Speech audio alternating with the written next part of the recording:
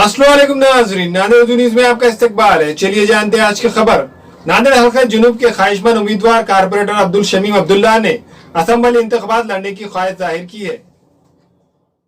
Maharashtra assembly इंतखाबात अक्टूबर महीने में मुनक़द होने जा रहे हैं। कांग्रेस पार्टी ने इस बार जिले सतह पर ख्वाहिशमंद उम्मीदवारों के इंटरव्यू मुनक़द किए हैं। वार्ड नंबर 13 के हरदिल अजीज कारपोरेटर शमीम अब्दुल्ला ने आज अपने सैकड़ों हामियों के साथ टैरबोट दिगलू नाका इलाके से एक बड़ी तादाद में रैली निकालकर महाराष्ट्र असेंबली इंतखाबात में नांदेड़ हल्क जुनूब से इंतखाबात लड़ने की ख्वाहिश जाहिर की है। वाज़ेह है कि शमीम अब्दुल्ला को कांग्रेस पार्टी ने माजी में स्टैंडिंग कमेटी के चेयरमैन के अहदे की जिम्मेदारी दी थी। इनकी मकबूलियत मुसलमानों के अलावा दीगर मजहब से ताल्लुक़ रखने वाले अफराद में भी है।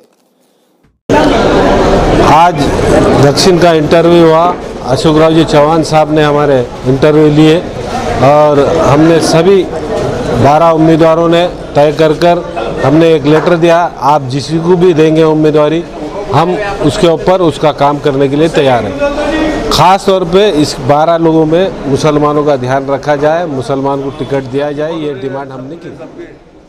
हमारे यहाँ मुख्तलिफ कंपनियों के इलेक्ट्रॉनिक्स और प्लास्टिक के तमाम सामान और फर्नीचर दस्तियाब है। एक मरतबा तशरीफ लाकर खिदमत का मौका दे। Proprietor Hafiz Mazrullah Baig, Azhar Baig, Albarkat home appliances, furniture and electronics, टैरबोट दिगलू नाका, नांदेड़।